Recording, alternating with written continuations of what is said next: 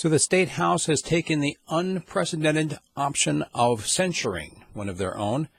They issued the sharp reprimand to Representative Eastman for his village abortion comments. This has no punitive action other than simply the reprimand. However, it is the first time that it's ever been done. Environmentalist activists marched downtown on Wednesday against Tillerson and Trump. This march in Fairbanks went from Golden Heart Plaza down to the Morris Thompson Cultural Center, where Tillerson was supposed to be, with part of the Arctic Council deliberations. Most of the chanting that they did had to do with their slogans about climate change. Meanwhile, the Arctic Council's climate change work is uncertain under the current Trump policies, and they're saying at this point that it may undo the things that were done under Obama. An attorney has been charged with smuggling drugs into her client in an Anchorage jail.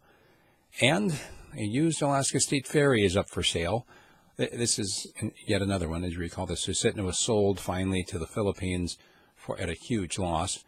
This one, the Taku, has been up for sale at $1.5 million. It's now been reduced by over half. If you want to buy your own ferry, you got $700,000. It's yours. Of course, they're selling it as is. It's been basically parked without the heat on for the last year plus.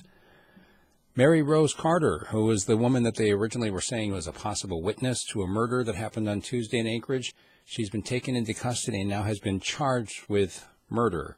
She allegedly shot the man that she was drinking with and then stabbed him multiple times as well. The Alaska Senate is taking a vote today on the income tax proposal from the House. Basically, these kinds of things normally don't go to a vote unless they have the votes to pass it. In this case, everybody's pretty sure that they're taking this vote just to make sure that they all know that it's dead. There's a fight looming over the Diamond Airport parking sign. If you've been to Anchorage, you know the sign. It's huge, lighted. It violates all of the city laws about signage. Of course, those laws were enacted after the sign went up, and now they're trying to enforce retroactively on that sign. Also, jurors have begun the deliberations in the Sockeye wildfire trial, and many of Alaska's manicurists could be out of a job by August, and unless lawmakers take an action. You see, they've made new rules that manicurists have to take a written test and have to go through 250 hours of classroom training in order to be a manicurist, right?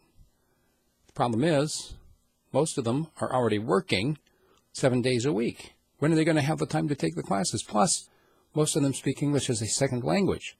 So taking the testing is also going to be problematic, and they're asking to be grandfathered in under the old rules. I mentioned that other Matsu ferry. It's been sold to the Philippines. It now has a new name. It's been called the Amazing Grace. And lastly, if you're interested in how much people make in terms of hourly pay, KTOU carries a graphics story showing the differences in pay, showing that Anchorage employees actually earn more than the national average. That's our Alaska news. Make sure you check out my commentary today about the removal of the Confederate monuments that's happening right now in New Orleans. And send me an email, steve@radiofreespeech.com. Thanks.